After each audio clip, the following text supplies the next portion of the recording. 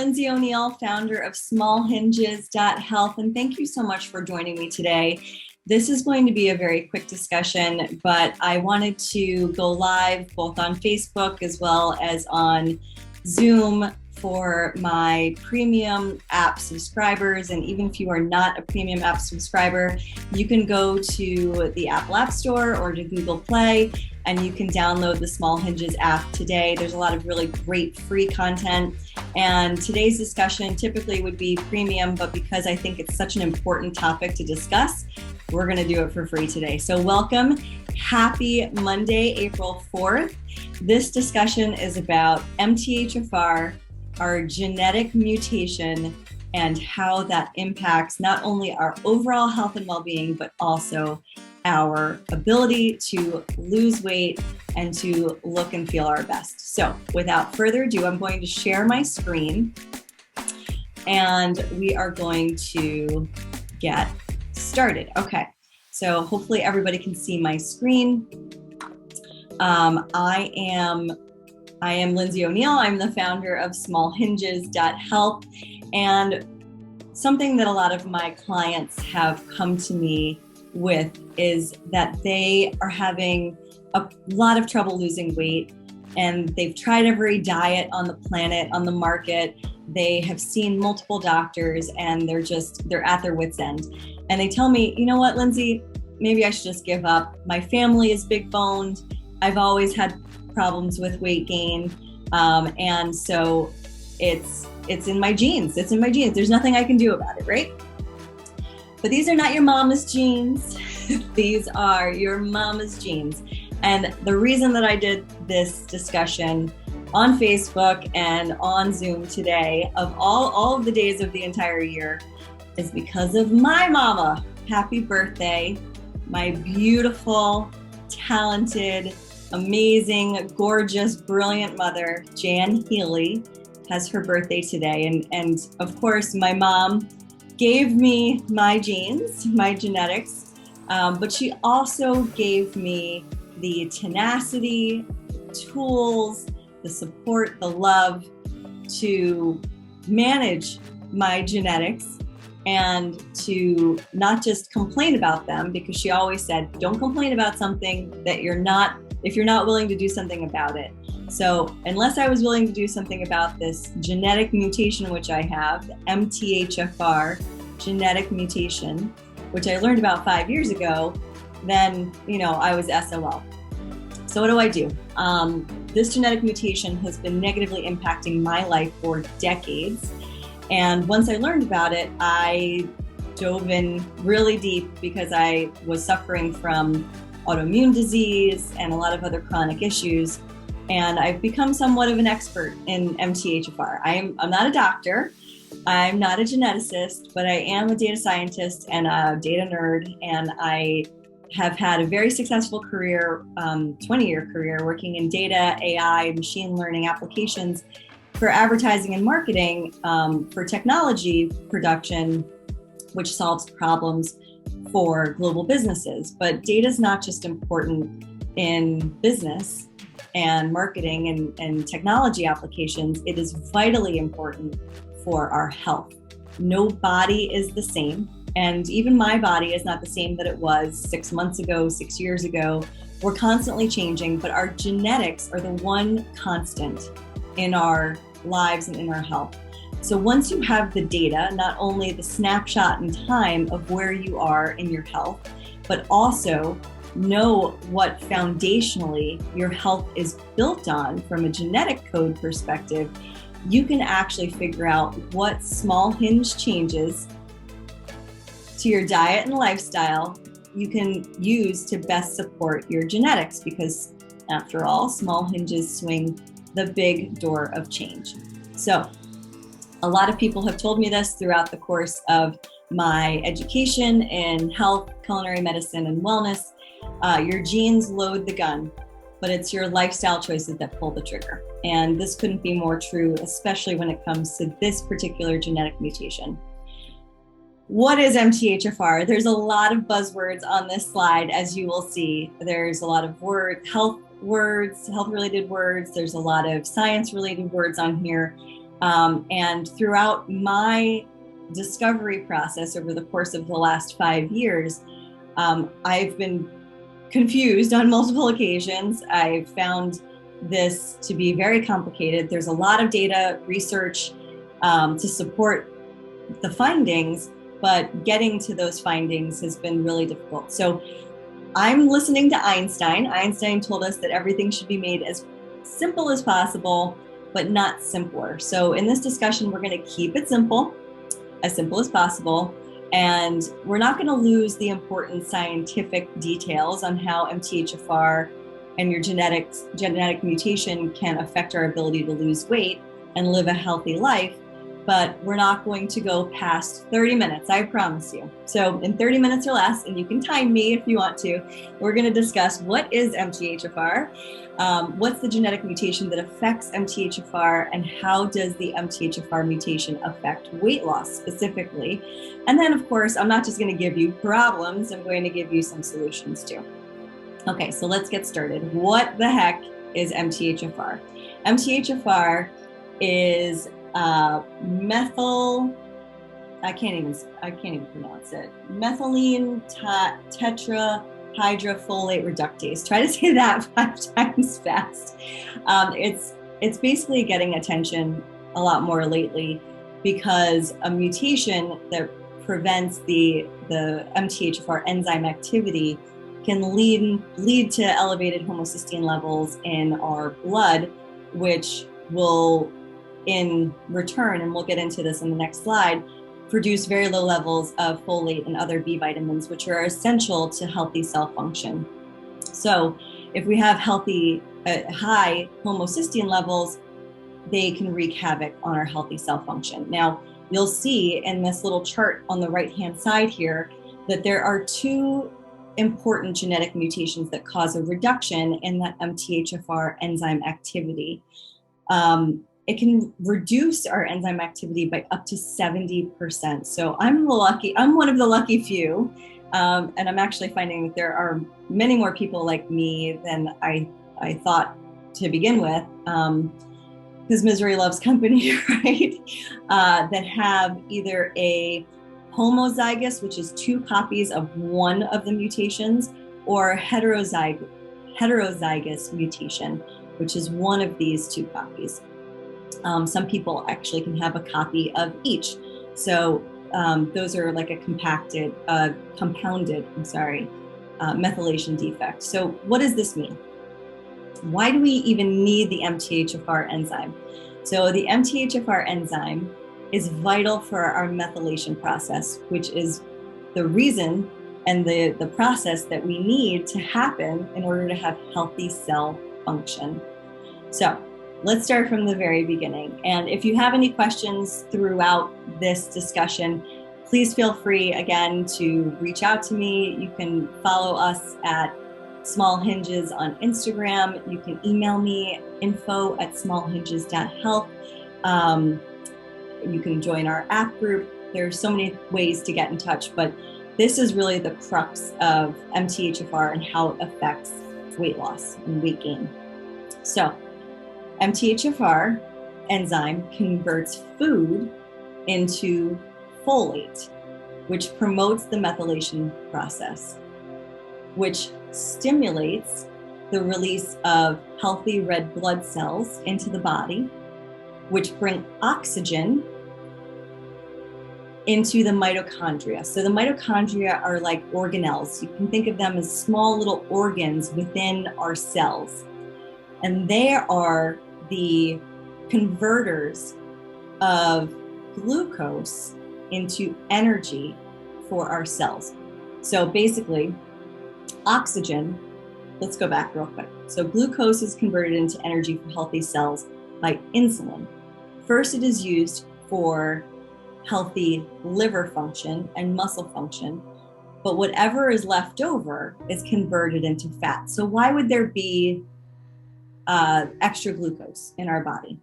So basically, oxygen, which is carried into the mitochondria by the healthy red blood cells, is the catalyst for taking glucose, converting it into energy. So it's really important for this to happen. This process is called, and I had it written down somewhere in here. It's an aerobic cellular expression. So the process of taking oxygen to convert glucose into energy, aerobic cellular expression, is basically giving our cells the ability to function properly. So it's not just our liver, but it's also all of our muscles. It's our digestive system. It's our endocrine system. It's our lymphatic system. It's mitochondria plays, especially when you're thinking about weight loss, it plays a pivotal part in intestinal cells because they regulate the metabolic switch. So the switch that turns your metabolic rate up, down, off, on. If you do not have this aerobic cellular expression from starting at the MTHFR enzyme, right? So now we're getting to see how this whole process works from the MTHFR enzyme, converting food into folate, which is important for the methylation process. The methylation process is important to create healthy red blood cells that carry the oxygen to the mitochondria to take that glucose and convert it into energy instead of converting it into fat. We want to have healthy cell function because if we do not have healthy cell function, stuff starts to fall apart, right? The bottom line is that the research has shown that the MTHFR genetic mutation were increasing the risk of suffering from obesity, hypertension, insulin resistance. So insulin is necessary to the process of converting the glucose into energy, and also type 2 diabetes. So if you cannot produce enough insulin or you have some sort of insulin resistance, then you can have all sorts of lipid disorders, including, lots of blood disorders. So including metabolic syndrome, which again will cause you to lose weight. So let's look at a case study because all of these scientific terms are kind of hard to understand, but really this workflow is to show you that it all starts with the MTHFR enzyme. So meet Brittany. I came across Brittany's website, instantloss.com. I recommend that you go there. She tells the story of how she struggled with weight her entire life. She also had autoimmune disease. She had a really hard time getting pregnant, fertility issues. She had multiple miscarriages. And after she had her first baby, she ballooned up to 260 pounds.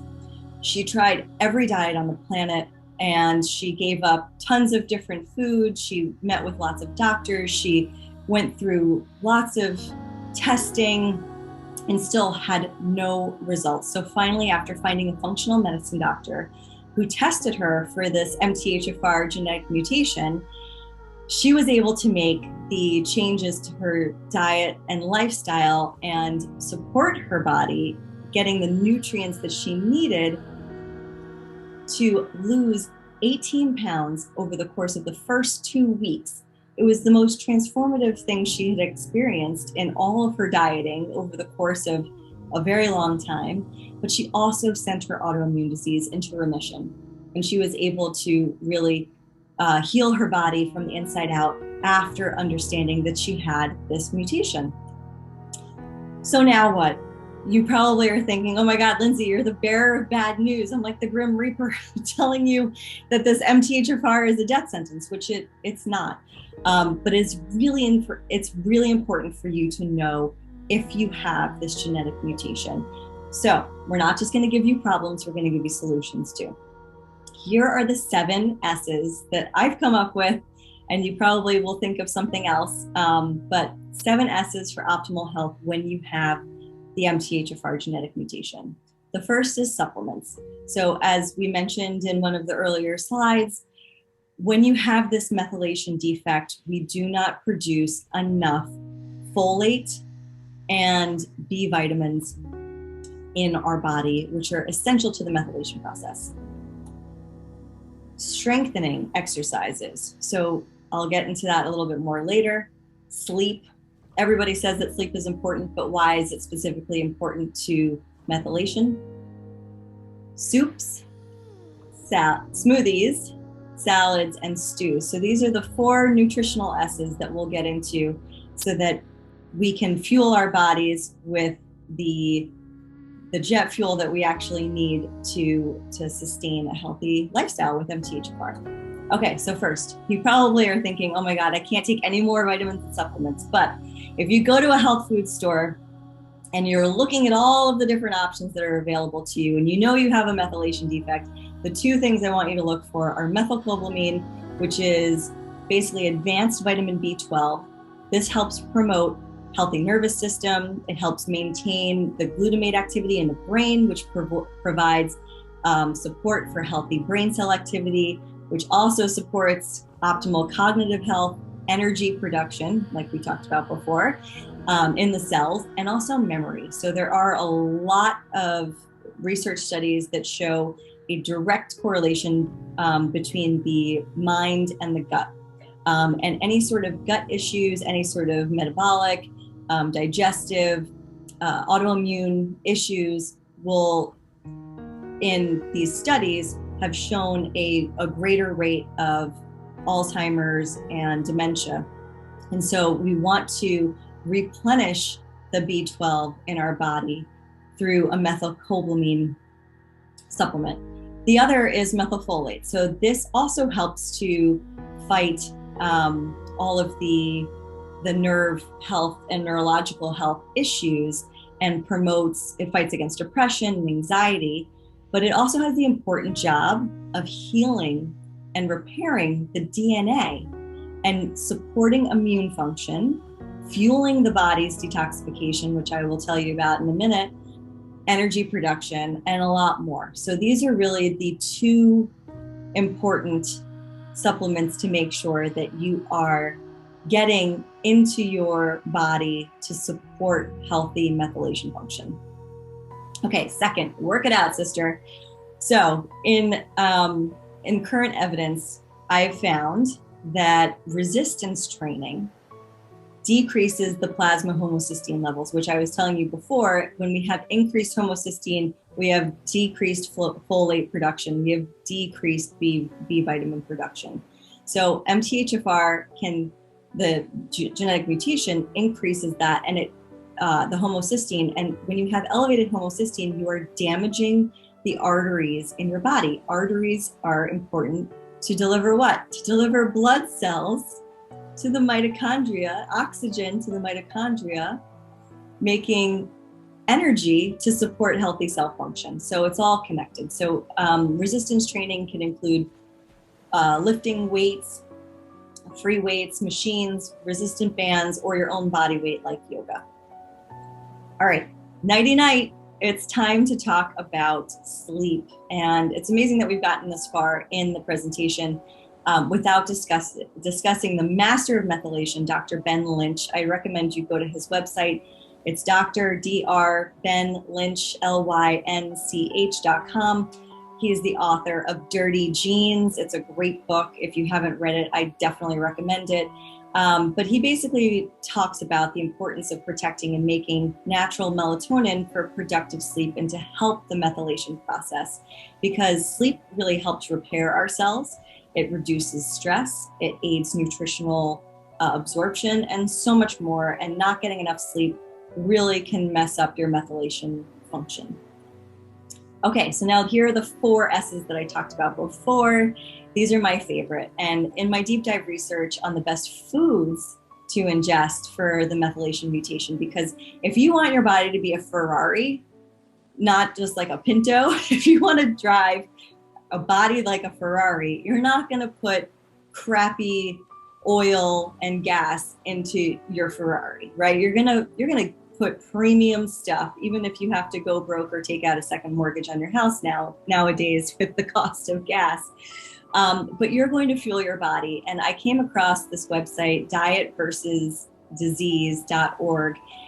This guy, Joe Leach, who is an amazing dietitian. He lives in Australia. He's got a really cool YouTube channel. I definitely recommend you check him out. one of the first things I did when I was diagnosed with this MTHFR genetic mutation is I downloaded his MTHFR 101 guide. It's kind of like an MTHFR for dummies. I would definitely go to his website and recommend reading up on all of the wealth of knowledge that he has. But the idea was I kind of took this list of all the foods that help to promote and are the best sources of folate and B vitamins. And the idea is to use as many of these foods as possible in your breakfast, lunch, and dinner. So that's where the 4 S's come from, because you can put multiple foods into smoothies. You can put multiple foods into salads, into stews, and into soups. For example, looking at this list, you could make a delicious smoothie using mangoes, banana, avocado. You could even put some spinach in there and then blend it all up with some almond milk. So you're getting 4 or 5 of the essential folate and B vitamin boosting nutrients in a delicious smoothie. You could also create a soup. I love lentil soup, so I could put lentils in there, mushrooms, asparagus. I could make a romaine salad. So this is actually one of my favorite things to eat anyway. I could put orange slices on there, avocado slices, pistachio nuts, and sunflower seeds, and then I can top it with a beautiful wild salmon. And it's not only delicious, but it's nutritious, and it's giving my body the fuel that I need in order to support the methylation process. But lastly, and certainly not least, you've probably watched other videos of mine where I talk about grass-fed beef and lamb. I love to make a lamb stew, especially a spicy, chili-like lamb stew with, you can put beans in there, and broccoli, asparagus, mushroom, spinach. So many of the essential great sources of folate and B12 into all of your foods. And when you are eating folate and B vitamin rich foods, it does actually help support the methylation process and promote that healthy cell function that those of us with the MTHFR mutation really need. Okay, so moving along, I told you what you should do, and then I also need to give you a couple of tips on what to avoid. And really, we're going to keep it simple. I was going to play Brittany Spears' Toxic song, but I didn't have the rights to the music. But really, toxins. We need to avoid toxins. If you learn one thing from this discussion, it is to avoid toxins like the plague.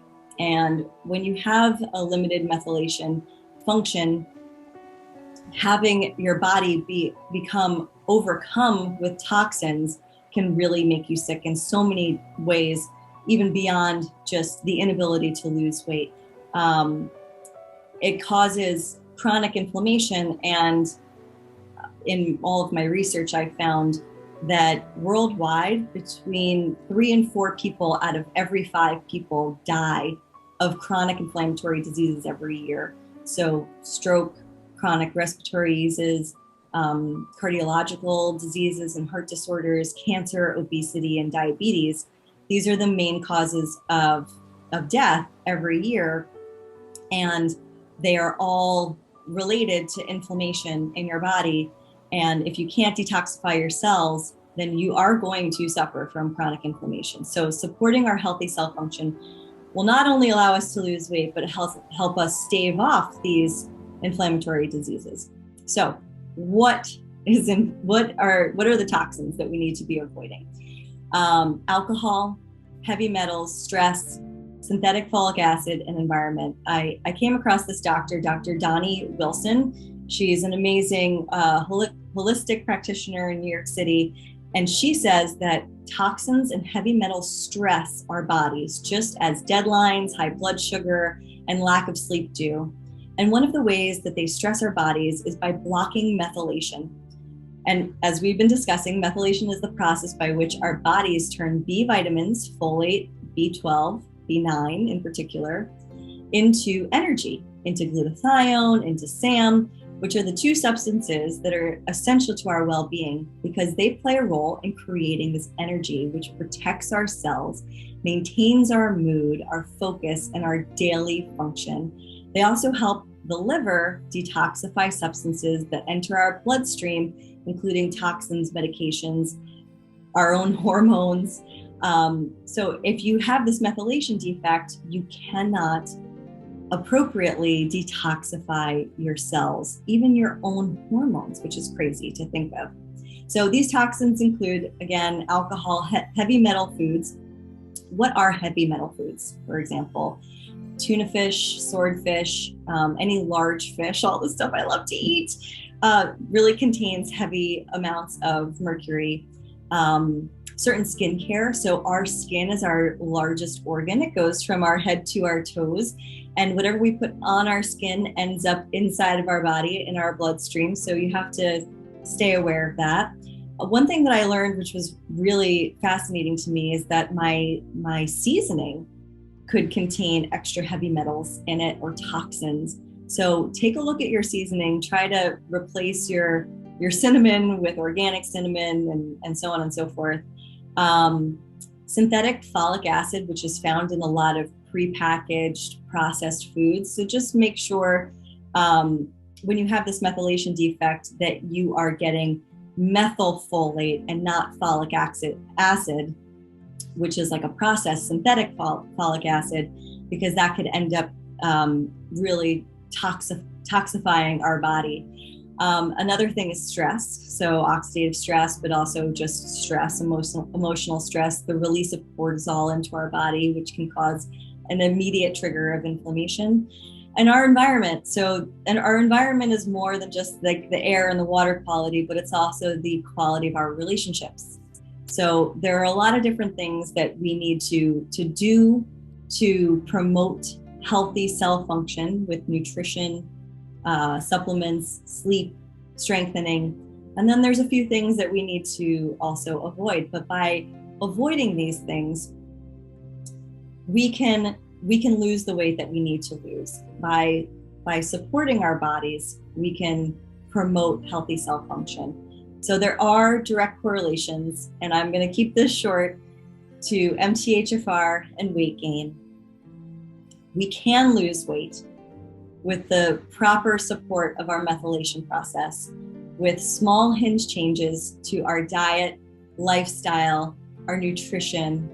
And what I love about working with people in the practice here in Valhalla with advanced surgeons to help people lose weight is not just about losing weight, because almost 100% of the people that I've been working with have some sort of additional benefit to making these small hinge changes once they understand the data, once they have all of the information about what is specifically triggering their inability to lose weight. And once we figure that out, we can make these small tweaks, these small hinge changes that will allow them to release the weight, to feel better. I've had people heal from different autoimmune diseases. I've had healing from pain and inflammation.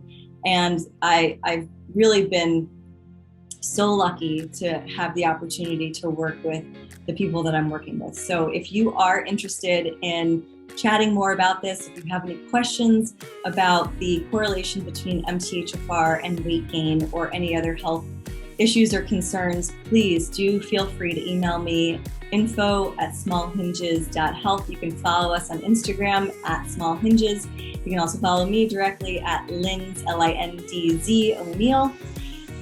You can join our app group, download it on the Apple app or on Google Play, Small Hinges. That's pretty much it. And you can also go to our website at smallhinges.health. Thank you again so much for joining me today, and I wish you lots of love and yum.